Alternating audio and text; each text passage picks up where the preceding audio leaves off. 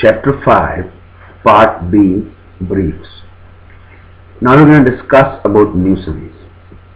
So what is a nuisance? Interfered with the use and enjoyment of your property or a wrongful disturbance of your land.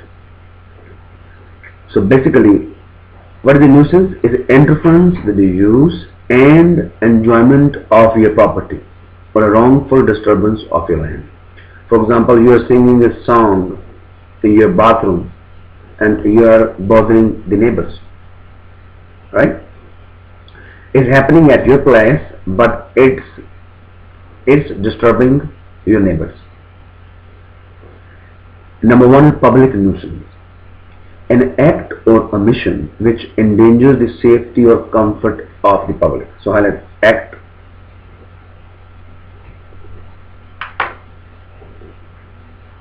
Number two, often criminal offense and Crown prosecutes.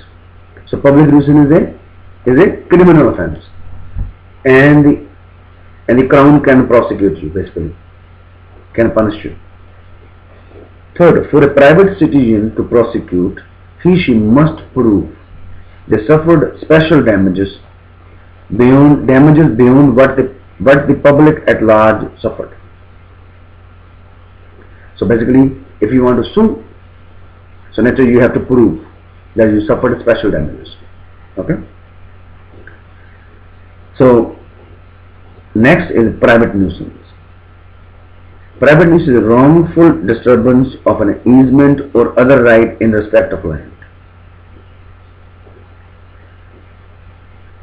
And two, causing or allowing the escape of injurious things into another person's land.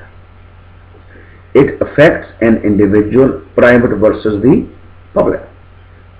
So basically private nuisance is of two types. One is interference with your enjoyment. Other one is a physical damage. Interference with the enjoyment is, like I told you, the singing a song, right? Physical damage means you have a swimming pool, the water leaks down from your pool, it damages the neighbor's flowers. You are doing a barbecue in your yard, the smoke from the yard, damage the flowers of your neighbors, or discolor the curtains. You understand, right? So anything that is or you have a GM dealership next to the paint shop, right? Or next to a foundry. From the foundry to the iron particles damaging the color of your cars. So that's a physical damage, right? Or you are ventilating toxic gases from your factory to save time, and it is damaging 2 kilometers away the apple crop. It's a physical damage. Okay.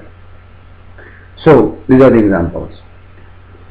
So difference between trespass and nuisance. They also ask you in the exam the difference. But let's finish the damages for nuisance first. I told you, interference with use and enjoyment, right? It's a gray area. It depends upon reasonableness. Reasonableness meaning you are singing a song in your home, but it is not bothering you. Your sound is very decent, not too much, too loud. It's okay. It depends upon reasonableness. Interference which causes physical damage, which I told you already.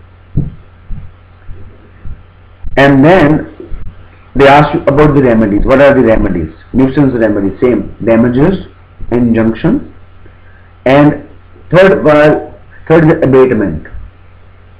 Abatement means which is a peaceful prevention. Cut down overhanging branches of a neighbor's tree, right? Reduce, like abatement means reduce. Yeah, reduce. That is, you have branches going to the neighbor's yard, and he just cut, you cut down, right? Reasonable, right? So basically, or you have a soundproof wall when you're singing a song.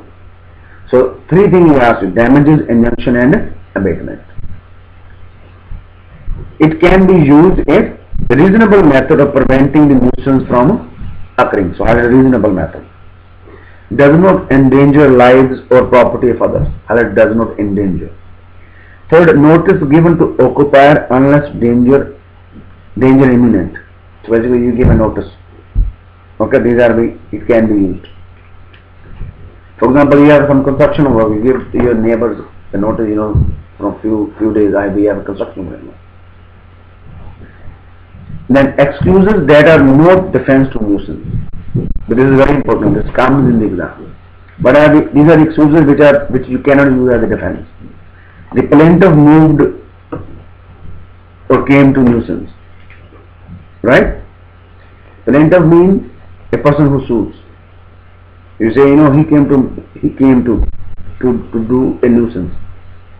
It is beneficial to the majority. You can't say, it is beneficial to the majority public. There is no other place which is suitable.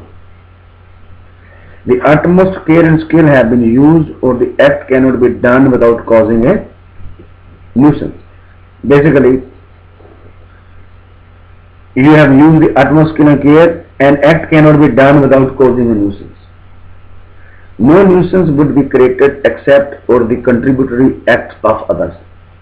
Each person who contributes to the nuisance will be liable for his share of a nuisance. It is not a defense to say that a person is only making a reasonable use of the property. So these are the things which you can't use it as a defense. Like you can stop it. Yeah. Okay. So, but then the comparison between private nuisance and the trespass. Private nuisance, indirect result of an act and happens over time, not just one time, right? You need to prove damages, actually physical damages or unreasonable interference with other use of enjoyment, property, noise, smoke, smell, etc. Basically, private nuisance is an indirect, result. It's happening here, affecting the neighbor, right? Just like noise, smoke, smell. But trespassing is a direct act. Usually it's not recurring and you do not need to prove damages to issue. You don't need to prove, but in private nuisance you must prove. That's the difference. So the private nuisance happen repeatedly, trespass happen once a while. Okay? And in private nuisance you must prove the damages, in trespasses you don't need to prove the damages. Yes.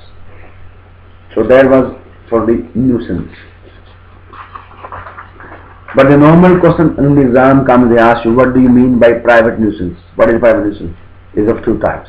Interference with the enjoyment of others, or and the other one is physical damage. Other question mostly comes in the exam. What are the three remedies? What are the remedies? Injunction, damages, and abatement. So these are the two mostly. And they ask you, what are the no defenses? So there's a long list which I gave you. Okay?